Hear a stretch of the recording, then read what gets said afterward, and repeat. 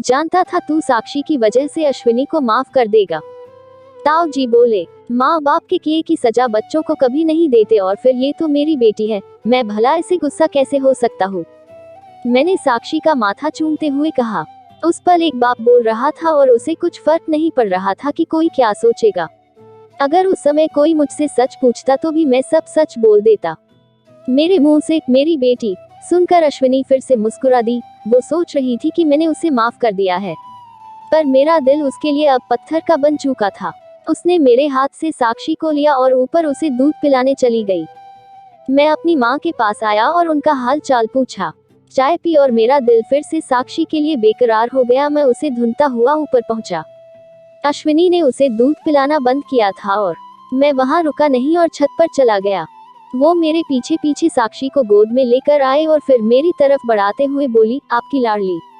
मैंने उसकी तरफ देखा भी नहीं और मुस्कुराते हुए साक्षी को अपनी गोद में उठा लिया। मैं साक्षी की पीठ सहलाते हुए छत पर घूमने लगा। फिर अचानक से मुझे याद आया कि नीतू को कॉल करके खुशखबरी दे दूं। मैंने तुरंत उसे कॉल मिलाया और कहा कि जल्दी से वीडियो कॉल पर आओ। मैं छत पर पैरापेट वॉल से पीठ लगाकर नीचे बैठा। मेरी दोनों टांगें जुड़ी थीं और साक्षी उसी का सहारा लेकर बैठी थी। इतने में नीतू का वीडियो कॉल आ गया। आपको पता है आज है ना, मैं है ना, आपको है ना एक प्याली प्याली गोलू गोलू प्रिंसेस से मिलवाना है, मैंने तुतलाते हुए कहा। मेरी ऐसी भाषा सुनकर नीतू हंसने लगी और बोली, अच्छा जी, मुझे भी मिलवाओ ना। मैंने फोन साइड में रखा और साक्षी को अपने सीने से लगाकर बिठाया और फिर फोन दोबारा उठाया। साक्षी को देखते ही नीतू बोल पड़ी, ये प्याली प्याली छोटी सी गुड़िया कौन है। साक्षी भी फोन देखकर मुस्कुराने लगी। मेरी बेटी साक्षी, मैंने गर्व से कहा। ये सुनकर नीतू को एक झटका लगा, पर उसने ये बात जाहिर नहीं की और मुस्कुराते हुए कहा, छो छमीट। मैंने साक्षी के सर को चूमा और तभी नीतू ने पूछा, माँ कैसी है अब। कल सलाइन चढ़ाया था और दवाइयाँ दी है। कल सब कह रहे थे कि शादी कर ले, तो मैंने कहा कि माँ की तबीयत ठीक हो जाए फिर। वैसे मैंने सबको तुम्हारे बारे में थोड़ा थोड़ा बता दिया है। बताया, नीतू ने उत्सुकता से पूछा।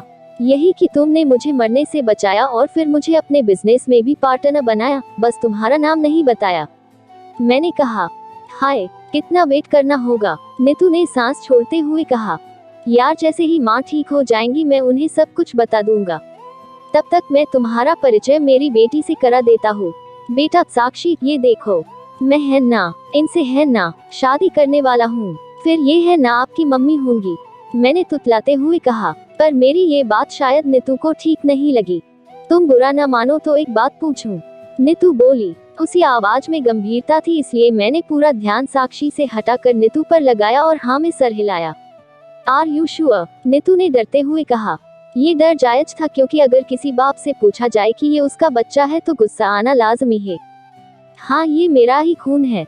तुम तो जानती ही हो कि अश्विनी के कॉलेज के दिनों में हम बहुत नजदीक आ गए थे और अश्विनी की लापरवाही की वजह से उसके पीरियड्स मिस हो गए। तब मैं उसे डॉक्टर के ले गया था और उन्होंने कहा था कि वो फिजिकली हेल्थी नहीं है, इसलिए उस टाइम कुछ भी नहीं हो सकता था। उन्होंने उसे कुछ दवाइयाँ दी थी ताकि वो अपनी प्रेगनेंसी को डिले करती रहे। शादी के बाद अश्विनी ने वो गोलियां खानी बंद कर दी होंगी। मैंने कहा। नीतू को विश्वास हो गया कि ये मेरा ही बच्चा है, पर अब मेरे दिल में एक सवाल पैदा हो चुका था। अगर तुम बुरा ना मानो तो मैं एक सवाल पूछूं? मैंने कहा, पर नीतू जान गई थी कि मैं क्या पूछने वाला हूँ और वो तपाक से बोली, हाँ, मैं इस प्यारी सी गुड़िया को अपनाऊंगी और अपनी बेटी की तरह ही प्यार करूंगी। इस जवाब को सुन मेरे पास अब कोई सवाल नहीं था और मुझे मेरा परिवार पूरा होता दिख रहा था। शुक्रिया, मैंने नम आंखों से कहा। शुक्रिया किस बात का? अगर तुम मेरी जगह होते तो मना कर देते, नीतू ने मुझे थोड़ा डांटते हुए कहा। मैंने अपने कान पकड़े और दबे होठों से सॉरी कहा। साक्षी, देख रहे हो अपने पापा को, पहले गलती करते हैं और फिर सॉरी कहते हैं। चलो साक्षी को मेरी तरफ से एक बड़ी वाली किसी दो, नीतू ने हुक्म सुनाते हुए कहा।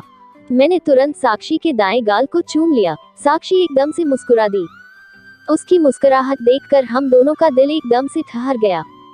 अब तो मुझे और भी जल्दी आना है ताकि मैं मेरी बेटी को खुद किसी कर सकूं, नीतू ने हंसते हुए कहा। तभी नीचे से मुझे पिताजी की आवाज आई और मैं बाय बोलकर साक्षी को गोद में लिए नीचे आ गया।